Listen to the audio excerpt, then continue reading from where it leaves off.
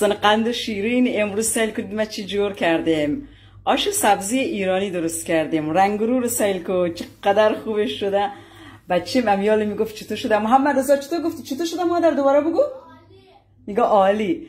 میگه الان عالی گفت. چند دقیقه پیش یک ویدیو دیگر پر کردم داخل از این ویدیو میبینید میگفت عالی ترین شده مادر. امیال داره نوش جان میکنه واقعا خوبش شده. من میدال یک قاشق بر میدارم مطمئن هستم که خوبش شده. از آن دلم نمیشه دیزاین ما جابجا کنم ولی سعی کنید. خدای من باش یک قاشق بخورم خیر است. بسم الله گفتم میخورم. امیر ما و بچه کلانم میخوریم. الله چی یک مزه میده. خدایا شکرت شکرت شکرت. والله بی حد مزه دار شده. با ما همراه شوید این آش جور کنید. پشیمان میشید اگر جور نکنید. سلام و وقتتان و خیر دوستان قند و شیرین. امید کلگیتان جور باشید و صحتمند. من خودم خوب هستم، اولادایم هم شکر خدا خوب هستند و خوشحال هستم که در صفحه هم هستید.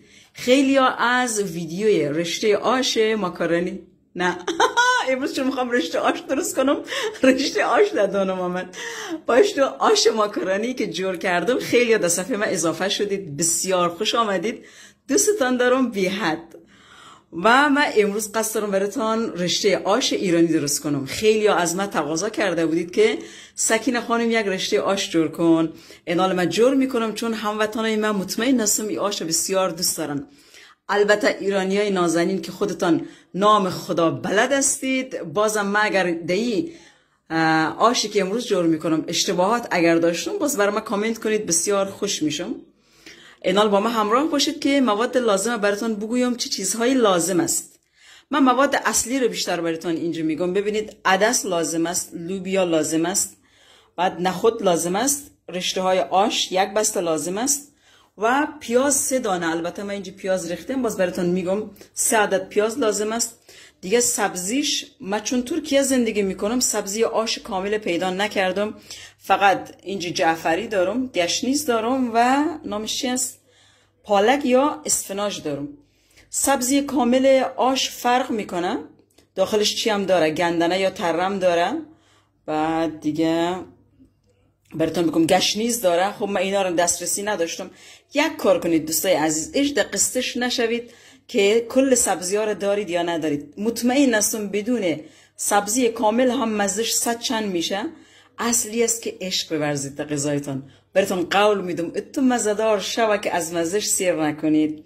پس در هر کشوری که هستید، اگر ایران افغانستان هستید که راحت هستید، مثل ما ترکیه یا کشورهای اروپایی آمریکایی هستید، هیچ دقیقش نشوید.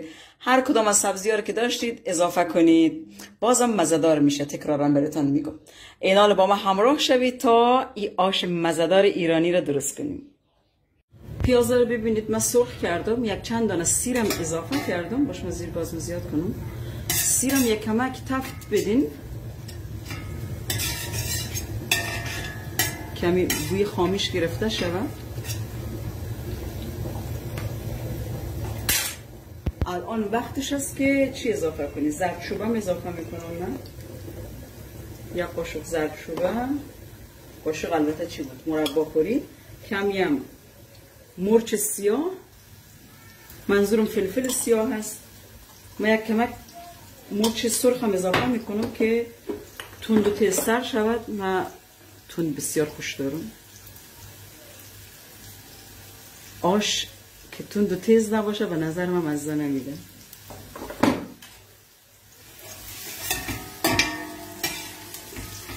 سعی کنید چطور خوب خوش رنگ شد.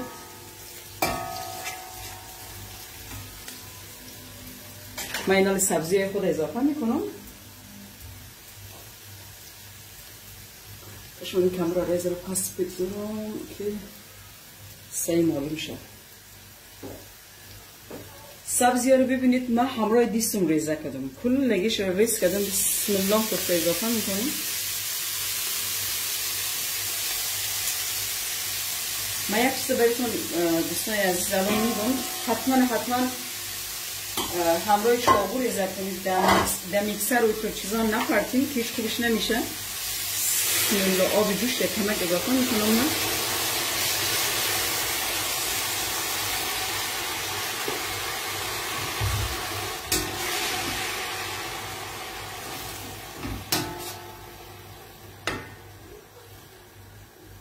من اینال یک نکته رو براتون تکرارا میگم.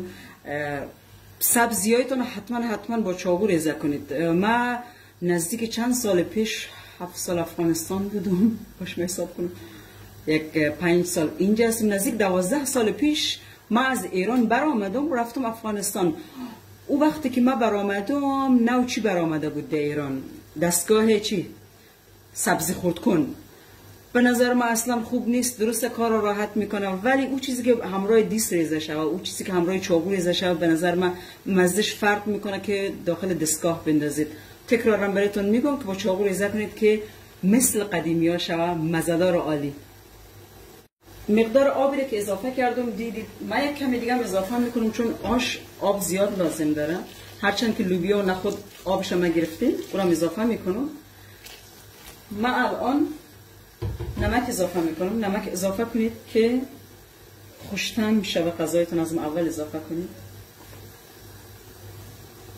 درش هم بسته میکنم که سبزی رنگ خود تغییر بده و آش امو رنگی که خوش داریم به دست بیاره. زیرش هم کم میکنم چون که جوش آمده. ببینید یک 10 دقیقه بگذارید که این رنگ خود پس بده. بعد از اون لوبیا و نخود عدس اضافه میکنیم. الله یک بوی گرفته آشپزخانه رنگاری. پسرم داشت فوتبال میرفت میگه مادر برای من حتما یک چندین کاسه است، 2-3 کاسه برای من نگاه کن نخورین تا من نیامدم یا سهمم زیاد نگاه کنید. از بوش خوشش آمده.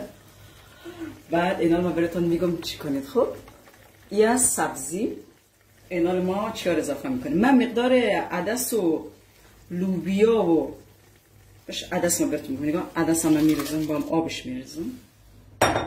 عدس 1 پیمانه، نخودم 1 پیمانه چون من اولش فکر میکنم نگفتم دقیقا.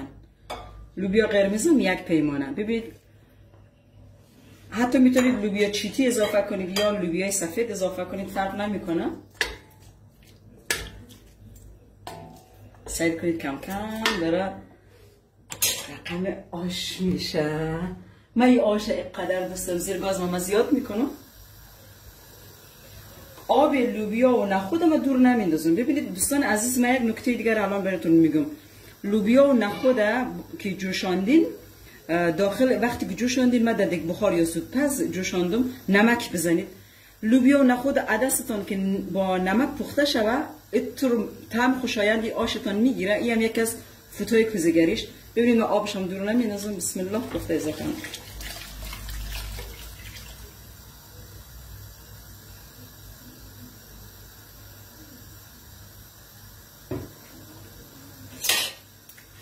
نمکش هم باز خودتان سیل کنید، مرچش خودتان سیل کنید. من درش بسته میکنم، میگذارم که اینا یک کمک آبش جوش بیاید. بعد از او آش خود اضافه میکنیم تا مواد آش اونجا کمکی نرم میشه. من اینجا پیاز داغ درست میکنم، روغن میریزم. بسم الله.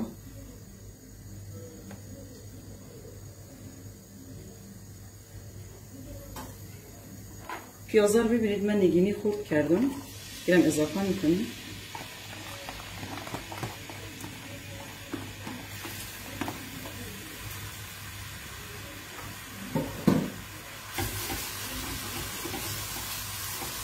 رو میگذاریم که گلابی رنگ شود یا همون طلایی شود، خوب خوش رنگک شود.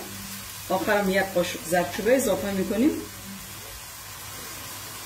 اینجا هم سیر مرنده کردیم. سیرم برای نعناداغ خود اینا جور میکنیم. این که خلاص شد نعناداغ هم جور میکنیم دیگه. این هم که رشته های آش اضافه میشه و آش مزه‌دارمون کم کم تیار میشه. پیاز ها رو ببینید تو خوب سرخ شده، نه اونقدر سرخ شده که بسوزه، به همین اندازه کافیه. زردچوبه خود اینا رو اضافه میکنیم چرا که خوش رنگ شود. زیر گازم خاموش با همین حرارتی که هست زردچوبه ها کمی تفت میده.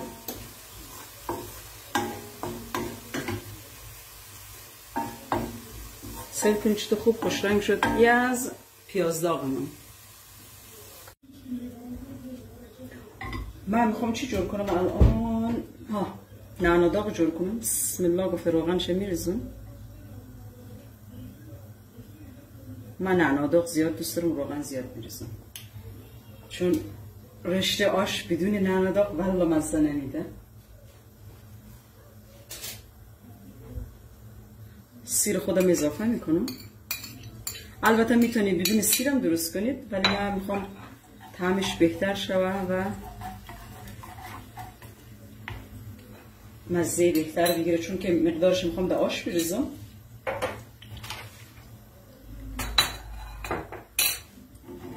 نگذارید که سیرا حسابی بسوزه. خب مواظب باشید کمکی که تفت خورد و روغن داغ آمد. ببینید روغن داغ آمد، نعناها رو اضافه میکنم،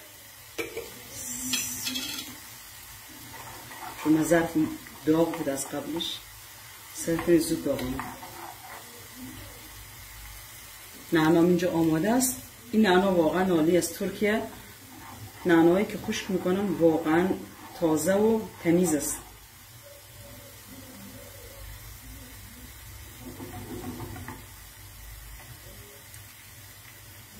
از بوی سیر، بوی پیاز، بوی سبزی، وای امروز احساس میکنم رفتیم به ایران. به خدا یادش بخیر. مشهد، ما مشهد به دنیا آمدیم، مشهد همونجا بزرگ شدیم، درس خواندیم، همونجا ازدواج کردم. بعد از او رفتم افغانستان، از افغانستان هم قسمت بیایم ترکیه. فعلا که در خدمتتان هستیم در اینجا. سعی کنید سرخ نشده زیاد، نمیمانیم که زرد شود. ما نعناها رو اضافه میکنم. بسم الله. از سر گاز برداریم دیگه، نگمانیم روی حرارت که چیتون خراب میشه، نعناها میسوزه.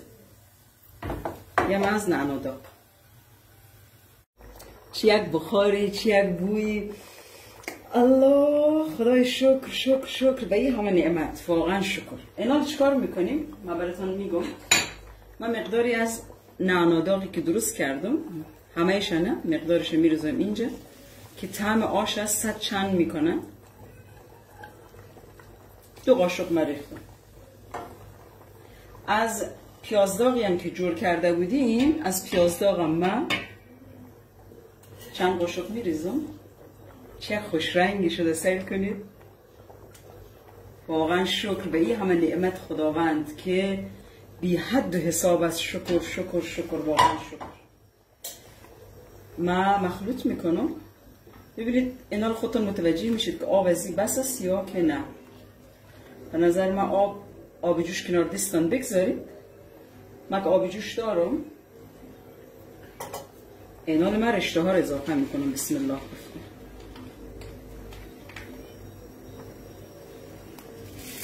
من 3 قسمت میکنم.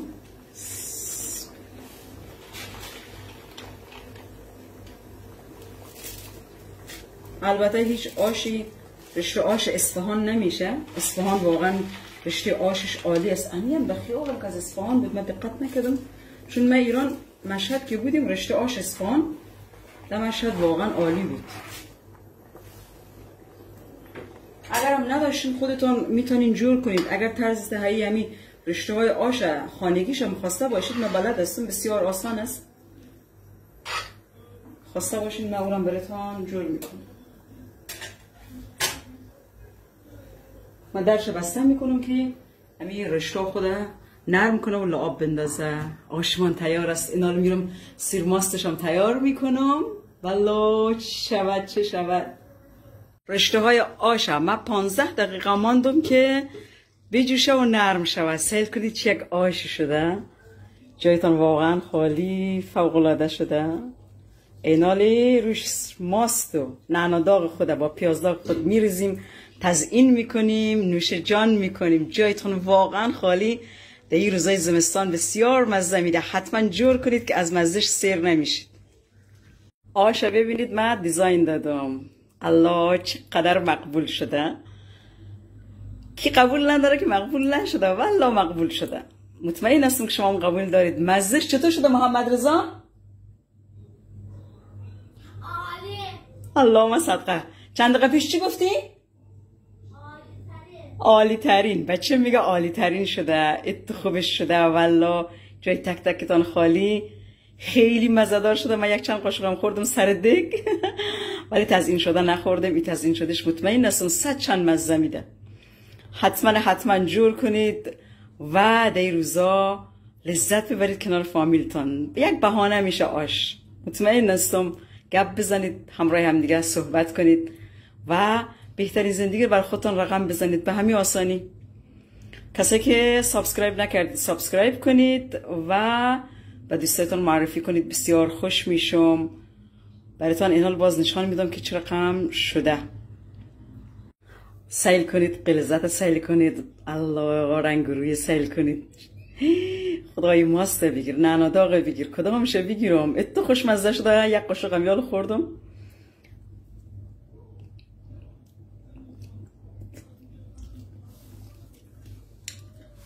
یعنی براتون حاضرم تضمین کنم، شرط ببندم که از تمام آشهایی که من این همه مدت جور کردم عالی‌تر و فوق‌العاده‌تر شده. نمیدونم چرا، چون که امروز بهترین حس دنیا رو داشتم. همراه شما شریک ساختم، شما هم جور کنید و این حس خوب مرم شماها درک کنید و با جان و دل این غذا رو جور کنید و نوش جان کنید. فعلا خدا نگهدار، روزتان خوش. بسیار دوستتان دارم. تشکر از تک تک لایک و کامنت هایتان. تکرارا میگم سابسکرایب کنید، دکمه زنگوله رو بزنید تا غذاهای جدید مرا از دست ندید. خدا نگهدار، شامتان بخیر.